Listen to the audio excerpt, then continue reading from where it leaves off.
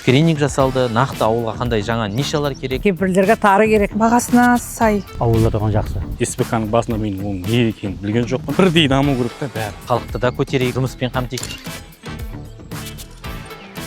Елдегі ең ірі облыс Ақтөбенің теріскейіне жайғасқан Мәртөк ауданы 1935 жылы құрылған. 13 ауылдық округке біріктірілген 32 елді мекенде 30 мыңға жуық адам тұрады. Өңір халқының дағдылы кәсібі өсімдік шаруашылығы. Сонымен қатар сүтті және етті ірі қара мал басын көбейту ісі де жолға қойылған. Ақтөбе облысындағы Мәртөк ауданы бұл ауыл шаруашылыққа жақын. Біздің барлық түгел деп айтуға болады, 70% ауылдардың бойынан елек өзені ағып жатыр. Немесе де басқа өзендер, плотиналар кеңінен дамыған, соған орай ауыл шаруашылыққа бейімделген. Ауданға қарасты Тәңірберген әкімшілік бірлігінде округ тұрғындары ауыл шаруашылығын қуаттайтын мемлекеттік бағдарламаларға белсенді қатысып келеді. Өндірістік жасампаздықты қолдайтын басшы өз кәсібін ашамын деген ынталы жандарға жәрдем беруден аянған емеспіз дейді. Осы ретте үкіметтің Аманат партиясымен бірлесіп қабылдаған ауыл аманаты бірегей жобасы да өңірді тиісті деңгейде ақпараттық қолдау тапқан. Осы орайда жалпы өздері ізденіс үстінде. Бұған дейінгі мемлекеттік бағдарламалар бар. Даму корпорациясымен берілген жаңағы ауыл шаруашылық мақсатындағы дамыту бағдарламаларын толық қатысқан. Ал бұл орайда қатты қиынға соққан жоқ. Әрине, бірақ ауылдың тұрғындарына түсіндіру ол үлкен жұмыс. Скрининг жасалды, нақты ауылға қандай жаңа нишалар керек. Тұрғындар келеді. Біз айтамыз, сізге мына жоба емес, сізге мына жоба бейімделіп тұр, бізге мынау керек, сіз осымен айналысыңыз деген ұсынымдар болды. Ақпараттық жағынан Instagram желісінде баннерлер ілу арқылы, есік аралау арқылы әрине. Мен айта алмаймын, менің қазір округімде ауыл аманат жобасын білмейтін азамат жоқ деп. Бастапқы қаражатты іздеп сабылмай аз ғана үстемемен несие алып, ұжымдық шаруашылықты жаңғыртуға көшкен ауылдағы ағайынның тұрмысы кооперативке біріккелі тәп-тәуір қоңданып қалған көрінеді. Электронный показательный учет дейміз, жаңағы ауылдың мал санын, тұрғындар санын тіркеп отыратын кітабымыз бар. Сол жерде мысалға тіркелген 3300-де бір бас құс болса, осы жобаның аясында осы біз құстың саны 7000-нан асты.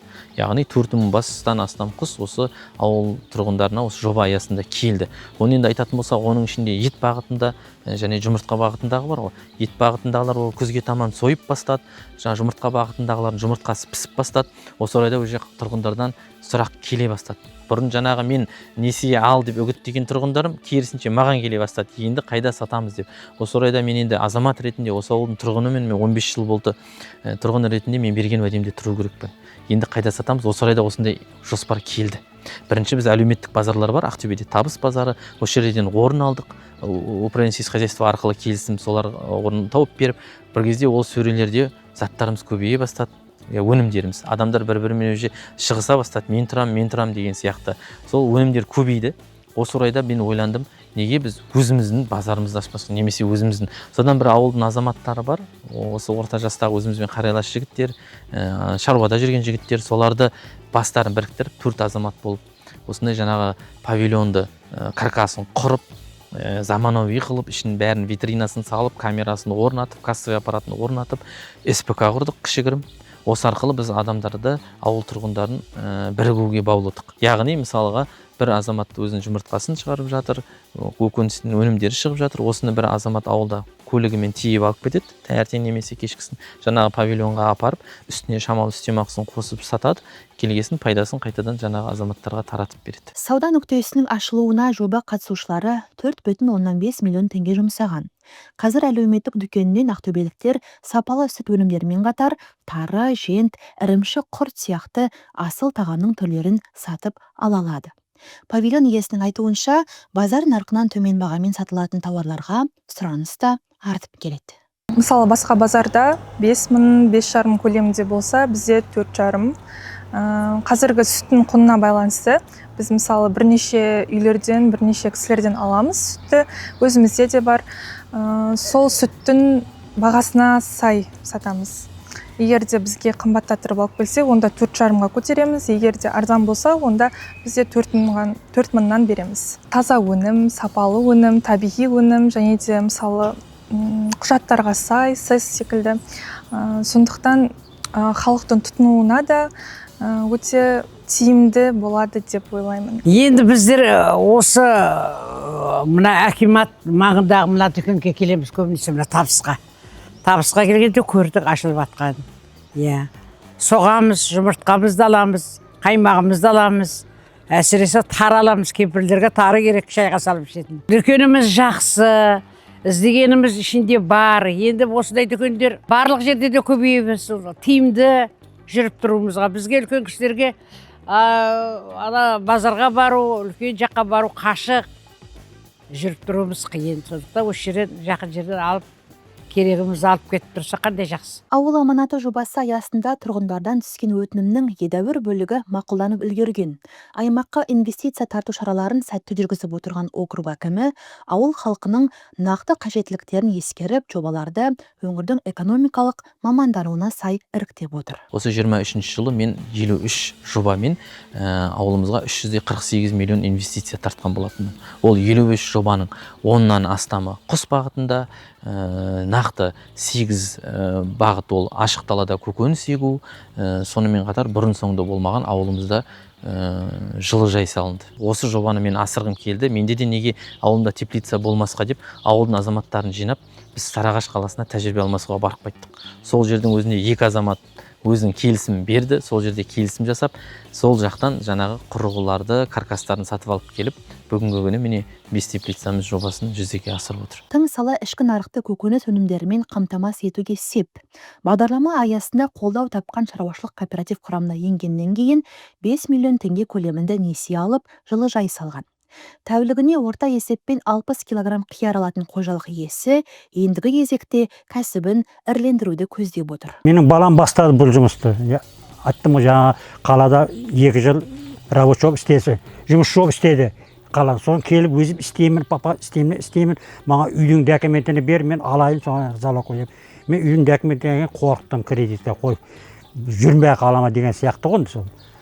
Сосын әкім келді. Ауыл әкім келді. Рүстем аға сол істейік.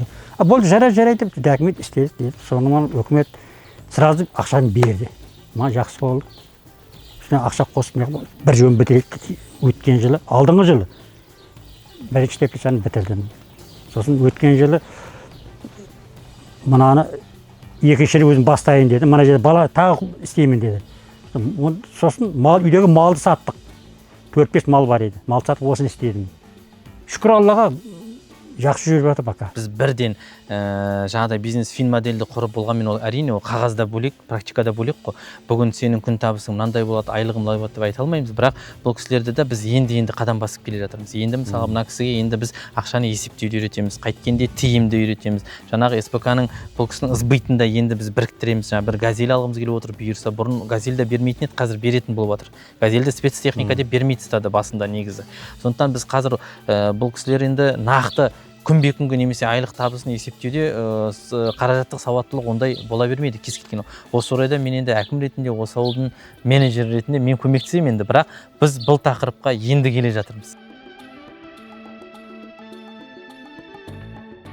Бір ғана Ақтөбе облысында жыл сайын 150 миллиард теңге көлемінде қаржы сырттан азық-түлік сатып алуға жұмсалады.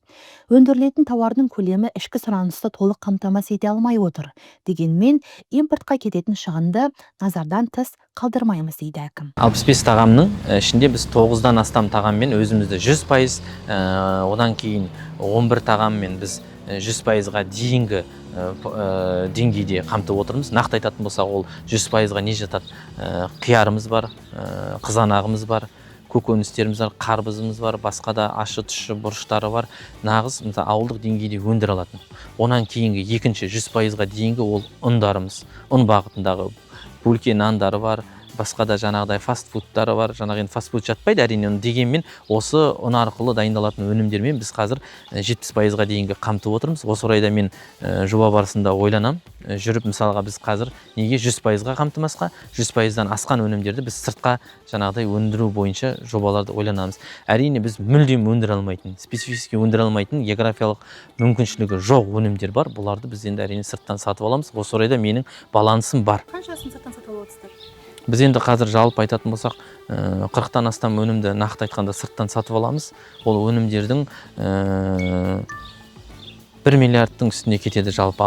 Енді баға құны ол ойнайды, тұтынуға байланысты ол жобамен 1 миллиардтың көлемінде. Ал егер өзіміздің іште қалып отқан өнімдердің жаңағы өзімізде өндірілген өнімдердің арқасында біз 600 миллионның үстінде кіріс іште қалып жатыр. Кәсібін кеңейткендердің қатарында Харекет А кооперативі де бар. 5 жеке қосалқы шаруашылықтан тұратын еңбек ұжымына бастапқыда 3,5 миллион теңге көлемінде несие бөлінген. Жұмыс маусымдық сипатта болғандықтан ауыл тұрғындарын тұрақты жұмыспен қамту әзірге мүмкін болмай отыр. Алайда жылыжай салынғаннан кейін мәселе оң шешімін таппақ. Ең бірінші осы ауылыма келгенде бірінші болып барғандардың қатарында болдым мен осыны алуға. Сосын бұл кісі енді қатарласып замандас болғаннан кейін ойымыз бірден келді да бұның айтқан ұсыныстарына мен де келістік. СПК-ның басында мен оның не екенін білген жоқпын. Ол осы кісілер осылай түсіндіріп, оны зерттей келе соны осыған бастадық. Жақсы дүние. Мына техниканы да бірігіп алуға болады. Бүкіл жағдайды соны бірігіп алып істеуге болады. Программамен бастап 3 гектар болғанда біздер қазір 8 гектар жетпей, 4 гектармен жүріп кетіп білмейміз ол. Оны бізде мына қарқынды дамуға көмектесті былай. Ақшаменен енді мәселе келгенде ақшаға келіп тіреледі. Ақшаны берген үкімет пайызы да төмен болды, тиімді болды. Осы ауыл аманаты ашылғалы, осы программа келіп, адамдар кәсіптерін бастағалы жағдайлар жақсарды деп айта аламын мен. Ол өйткені қаншама қаражат үкіметтен келді де осы ауылға кіреді. Елінің ертеңіне сенетін әкім 2010 жылдан бері Тәңірберген ауылдық округінде тұрады. Әлеуметтік салаларда біраз жыл өнімді еңбек еткен соң, аймақтың тыныс тіршілігін жете танып үлгерген. Нәтижесінде 2022 жылы президент бастаған жаңа реформаның аясында сайлауға қатысып, жеңіске жетеді. Халқының қолдауымен төскейді малға, ел дастарханын адал асқа толтыруға ниетті. Кез келген ауыл тұрғынына қатысты болсын, экономикалық мәселесі болсын, әлеуметтік мәселесі болсын, ауыл шаруашылық мәселесі болсын, мен осы жерде 15 жылдан астам тұрып, осы ауылдың адамдарымен қызмет еткесін толық білем. Сондықтан осы ауылға деген бір пайдам тиесін, қандай да бір үлесімді қосайын деп, жаңа қызметте өзімді сынайын деген мақсатта жаспыз ғой, алдыға қойған жоспарымыз көп. Осы әкім болып сайландым. Қазір Аллаға шүкір, жаңағы сұрақтың жауабы ретінде айтайын, жоспарларымыз орындалып келе жатыр.